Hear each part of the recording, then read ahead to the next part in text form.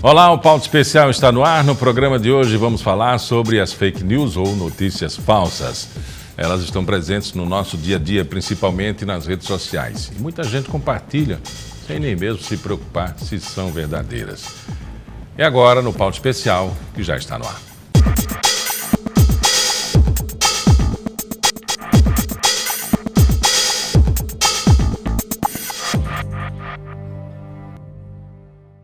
Sabe aquele anúncio de criança perdida, de doação de filhotes de cachorro de raça, ou até mesmo de assédio e estupro praticado por motoristas de aplicativos, que a gente vê circular nas redes sociais e que muita gente compartilha? Pois é, eles podem ser fake news ou notícias falsas que são disseminadas pela internet. Em muitos casos, elas são prejudiciais e a gente não sabe com que interesse. Mas por que isso acontece? O professor Ronaldo Bispo, do curso de Comunicação Social da UFAL, está aqui no estúdio para falar sobre esse assunto com a gente. Professor, a gente já deu uma ideia do que é o fake news. Na comunicação e na comunidade, o que é o fake news? Então, fake news pode ser considerado uma notícia que é reproduzida com a intenção de confundir e de propagar alguma coisa que não é verdadeira e quase sempre tem alguma intenção maliciosa, seja contra uma entidade, seja contra uma personalidade. Então é algo que é dirigido e não é algo inocente. Então é uma produção de uma falsa notícia, né, com algum objetivo malicioso. Isso pode ser de forma organizada com a instituição ou instituições ou ideias ou interesses políticos, geopolíticos? Certamente. Há várias notícias nessa direção. Algumas são... Nós temos notícias de jovens que começaram a fazer notícias falsas em países do leste europeu sobre vários candidatos, no caso da eleição norte-americana. Eles tentavam emplacar notícias falsas sobre vários candidatos e viam quais as notícias eram mais curtidas e compartilhadas. Tentaram com o adversário da Hillary, o Sanders, tentaram com a própria Hillary e viram finalmente que as notícias em torno de Trump ganhavam mais visibilidade e adesão. E começaram a produzir em série essas notícias. Então a gente pode ver aí um caso em que o objetivo principal desse grupo de jovens era ganhar dinheiro, porque as publicações com mais engajamento geram uma monetização. Isso é um cenário em que parece não haver nenhum conluio, uma coisa organizada entre o Partido Republicano ou o próprio Trump e esses jovens da Macedônia. Mas há situações, como a gente ouve falar ainda sem comprovação definitiva, da cooperação do governo russo com a eleição de Trump. E nesse caso, a gente pode dizer que sim, houve uma institucionalização da produção de fake news. Então, há vários cenários em que isso pode acontecer. Bom, vamos deixar essa produção institucional com intenções políticas um pouco de lado. Vamos falar desse aspecto financeiro. Como é remunerado uma situação como essa? Era verossímil com a realidade e ela puxa com o monetarismo ou o financeiro, a preocupação com a contabilidade, com o dinheiro que entra, com o crédito. Isso, a ideia é que, ainda que eu não seja especialista no assunto, não tenha exatamente a informação de como se dá a monetização dessas páginas, a gente compreende, a gente tem informação de que as páginas na internet com mais engajamento, aquelas que têm mais seguidores, mais curtidas, mais compartilhamentos, geram receita para os seus produtores. Então, o dono dessas páginas tem uma receita pelo número de engajamento que ela envolve. Portanto, basta isso. Quer dizer, se você percebe que aquilo que você está noticiando está gerando interesse, você produz mais naquela mesma direção porque você encontrou um público interessado.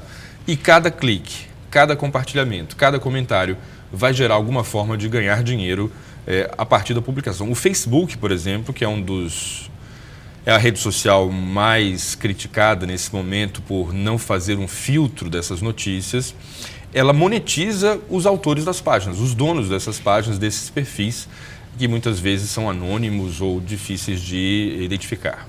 E isso traz um pouco a lembrança da responsabilidade social, da responsabilidade de autoria, né, aquilo que, de certa forma, é uma teoria do Wikileaks, né, que hoje o dono, o criador, está exilado, enfim. Mas ele defende que a notícia seja livre, que ela não tenha, assim, os fundamentos requisitados de quem disse o quê, quando, como e por quê.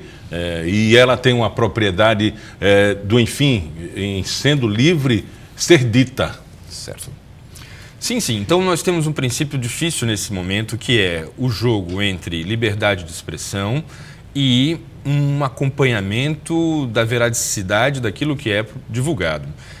O princípio máximo, me parece, que é o da liberdade de expressão. E a internet veio para isso. A internet proporcionou a possibilidade de qualquer um emitir opinião, informação, divulgar qualquer conteúdo, podendo escapar do monopólio das grandes corporações. No entanto, essa liberdade irrestrita está gerando esse tipo de problema, em que há uma confusão. Então, a comunidade, a sociedade está sendo, de certa forma, desinformada, à medida em que muitos atores, muitos players desse processo não se ocupam em divulgar aquilo que acreditam verdadeiro. Ainda nesse ponto, é importante ressaltar o papel que esses personagens recentes tiveram, o Assange, o Snowden, na divulgação de documentos privados ou sigilosos do governo norte-americano. E, de fato, existe uma luta por descriptografar, né, as instituições naquilo que ela tem que ter de transparente e deixar criptografado a navegação individual. Esse é um outro problema que tem que ser enfrentado. O usuário final acaba se expondo demais, tendo seus dados expostos, e enquanto as instituições que deveriam ser transparentes nas suas políticas ficam escondidas por trás de processos e mecanismos que a gente não tem acesso. E às vezes repercute também no aspecto da ética jornalística, né? Se você tem o direito de não dizer a fonte, né? Mas também você tem que ter a ética de dizer aquilo que você pelo menos checou se é verdade, tem uma realidade naquele fato, mesmo que ele tenha, cada fato tem vários enfoques, né? Você pode dar o foco que quiser na sua versão, né? Sim, o direito ao sigilo da fonte é fundamental para o exercício jornalístico.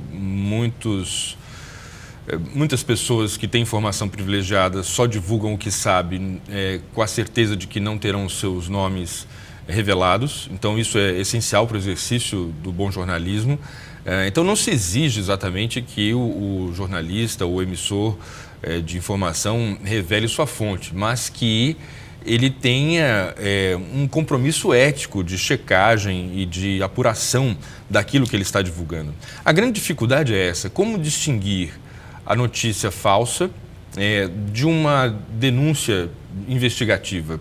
Quem vai julgar se a pessoa encontrou, de fato, um problema grave que o grande jornalismo não quer divulgar, daquele outro que apenas quer bagunçar e criar confusão com algum objetivo político, ideológico, etc. Então, temos esse problema para enfrentar. O fato, né, a maledicência, né, a criação de verdades que não absolutas, mas verdades até periódicas e pontuais para macular imagens, isso não é um fenômeno novo, né? Isso vem de muito tempo, né? Isso.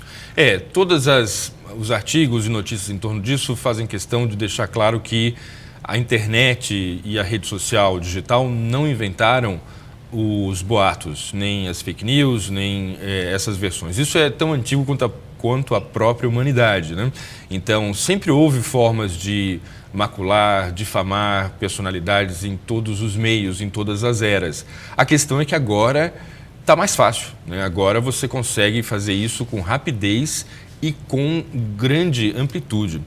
A preocupação, no caso da eleição de 2018, é justamente o período curto, né, 45 dias, de agosto a outubro, e se alguma notícia falsa dessa circular e viralizar, não dá tempo de contra-argumentar e mostrar que ela não é verdadeira. Então, como fazer para correr atrás de uma coisa que foi divulgada e que não foi checada a tempo. Agora, as grandes instituições, os grandes conglomerados, empresas jornalísticas, ela tem um controle disso. Tem a apuração, a edição, o chefe de edição, o revisor, enfim, até chegar ao dono daquilo. Esse peso de dono, ele pode ser bom, ele pode ser prejudicial, diante do que a gente possa analisar, da técnica jornalística até os interesses institucionais, não é? Isso, a sua pergunta é muito interessante e permite fazer a reflexão de que há uma desconfiança por parte de alguns setores acadêmicos mais críticos de que o jornalismo corporativo, o jornalismo profissional, ele responde, em boa medida, a demandas de linhas ideológicas, de interesses comerciais e que, portanto, também há no jornalismo profissional tendenciosidade, parcialidade, etc. Com o advento das fake news e com a liberação da emissão generalizada, o jornalismo tradicional está ganhando nova relevância, está sendo revitalizado, porque nós precisamos de um jornalismo corporativo com toda essa cadeia que você citou, que vai da pauta para o repórter, passando pela edição, para que a gente tenha uma informação mais bem checada. Então, é curioso, a gente já não estava satisfeito com a mídia tradicional, a gente sabe que ela é problemática e tem seu viés político, ideológico, comercial, mas parece ser menos ruim do que a liberdade absoluta de propagação de qualquer notícia sem qualquer verificação. Então, a recomendação é que o cidadão procure se informar através de diversas fontes. Não se limite a uma postagem, a uma mensagem que chega no WhatsApp, qualquer coisa que se encontra numa rede social. Antes de divulgar aquilo, antes de compartilhar, procure ver se em outro órgão de imprensa, outro site está validando aquela informação que foi passada. O fato não é o que diz, mas o que diz, o que é e quem diz, que é fundamental para a análise, né, do espectador, do público em geral, tanto na televisão quanto naquilo que ele lê. O fato de conhecer quem diz e o que há por trás é que impacta de maneira pontual e relevante na vida do cidadão. Mas no conjunto da sociedade, as pessoas não estão assim tão preocupadas no quem diz. Exatamente. Nós poderíamos dizer que parte do consumidor cultural, de quem consome notícias, se importa com o emissor e com o prestígio e a reputação de quem está falando. Então tem aquele colunista preferido, tem aquele jornalista que ganhou credibilidade, tem aquele órgão de imprensa, aquele canal que parece ser sinônimo de informação verdadeira. No entanto, o que a gente vê é que a maior parte das pessoas, as pessoas comuns no seu dia a dia, não se importam em saber de onde veio a informação, quem produziu aquela informação. Parece que o gosto pelo estardalhaço, pela notícia mais estapafúrdia, é mais atraente do que a informação organizada.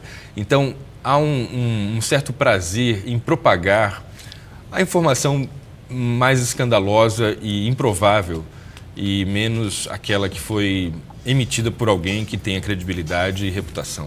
No próximo bloco a gente continua esse papo com o professor Ronaldo Bispo sobre fake news. Até já.